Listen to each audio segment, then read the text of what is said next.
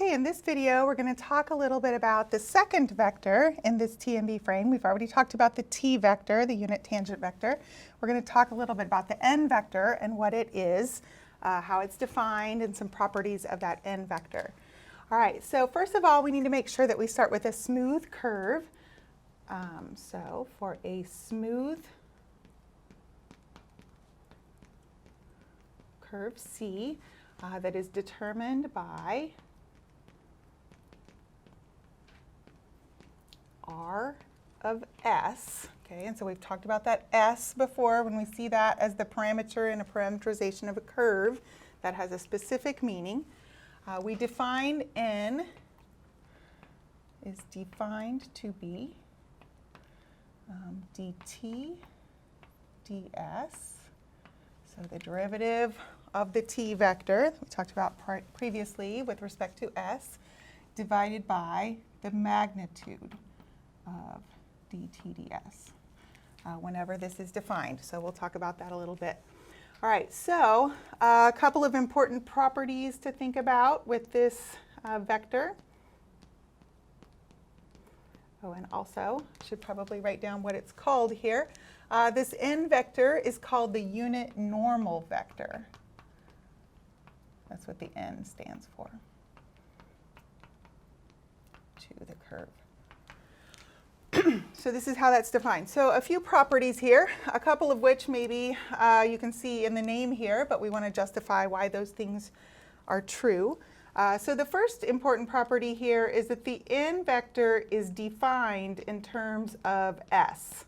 Defined in terms of S.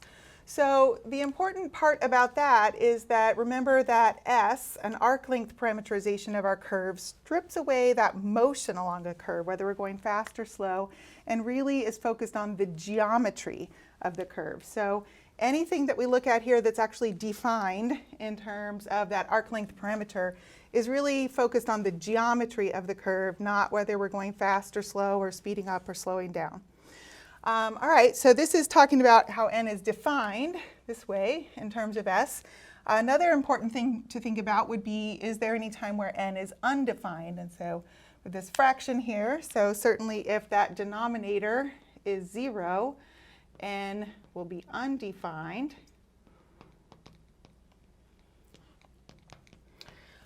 In particular, if this denominator is 0, and so I want to talk a little bit about what that means.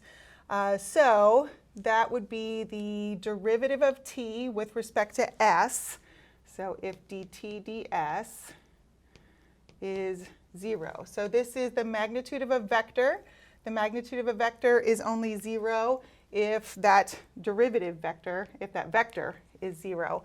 And so I just want to think a little bit about what that would mean. That would mean that as you move along the curve, your tangent vector, so if this represents a tangent vector, as you move along that curve, that tangent vector is not changing.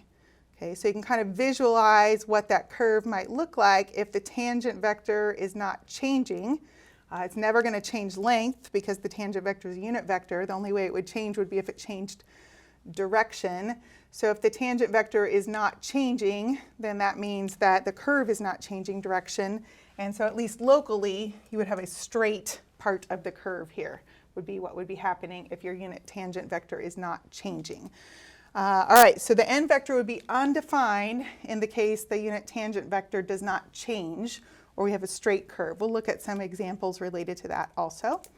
A couple of other things here to talk about. Let me talk about these in the order I want to here. The next thing that's perhaps obvious from this definition, if you look at this, is that N is a unit vector. So remembering that a unit vector is length 1. That should be pretty obvious from this definition.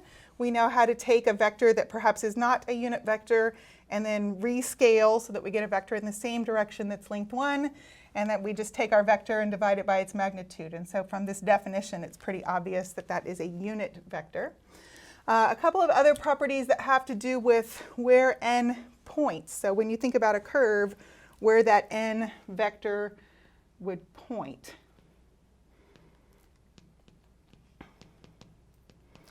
When we think about the geometry of a curve here, I'm just going to draw a little example over here of a curve.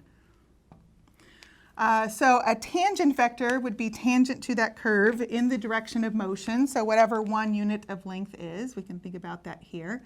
And so if I just think about a couple of different places along the curve, and I've got some tangent vectors going along that curve, and then we think about this n vector, n is defined to be a scalar multiple of dt ds. So we're thinking about how t changes. And so if you look at the t vector here, as opposed to here, you can see that that t vector is tipping downward, right? So it's pointed upward here, and then almost flat, and then downward. So as it moves along there, that t vector points downward. That t vector changes, and it changes in the downward direction. So the n vector is a scalar multiple of that. So that will have to be a downward pointing n vector here. So in space, thinking about a curve in space here, I just drew this a flat two-dimensional curve here, but thinking about that curve in space, if your t vector changes, your n vector is going to point on the concave side of that curve, because that's the direction the t vector changes in, toward the concave side of the curve.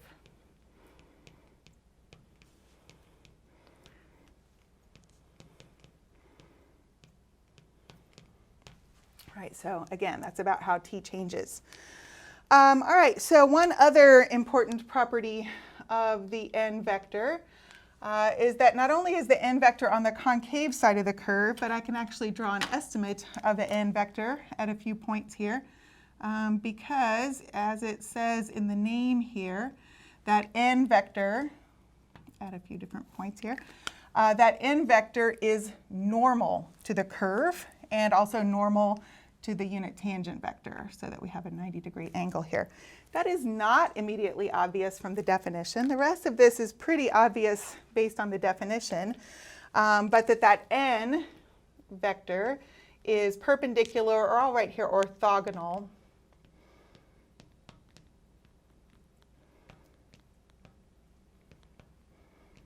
to t. All right, so that is not immediately obvious from the definition. So you can show that. So you might think about how we showed that vectors are orthogonal to each other. And in particular, I use this word to maybe give you a clue about that. It's pretty straightforward to prove that t dot n equals 0. And in fact, I think that's one of your homework problems. It kind of steps you through how to prove that the dot product of these two vectors is 0. So remember that a dot product being 0 means that vectors are orthogonal, and there are really two ways that vectors can be orthogonal. One is if either of the two vectors is the 0 vector. These are not, because they're unit vectors, or if they form a 90-degree angle. So that would be what's going on in the situation here. So that's how you would show that those two are perpendicular to each other. All right, so these are some properties really about the geometry of the n vector and what it describes about a curve. The other thing that you should be thinking about is, just like when we did the t vector is defined in terms of s, but you should be thinking, I really don't want to have to convert to an arc length parameterization to calculate n. And so the other important thing about the unit normal vector is that you probably don't want to use this definition as a way to calculate n. The definition is important because it helps you understand the geometry and what the n vector is describing, but this definition is probably not how you want to actually calculate the n vector. So I'm going to write down here one more property here, and that is a shortcut formula for this, and I'll just talk really briefly about why that's true. So a shortcut or calculation formula is that we can calculate n by taking dt dt. All right, so that is the derivative of the tangent vector with respect to any parameter, t parameter, not necessarily arc length parameter, divided by the magnitude. Or sometimes, because here I have a derivative with respect to s in both of these, and here I have a derivative with respect to t, but otherwise these formulas essentially are the same, sometimes I will just write t prime divided by the magnitude of t prime. Don't forget the prime there. A common mistake is that sometimes people leave off the prime. All right, so this is kind of a shortcut formula for calculating that. We talked about the shortcut formula for calculating the unit tangent vector using derivatives with respect to just an ordinary parameterization of the curve t.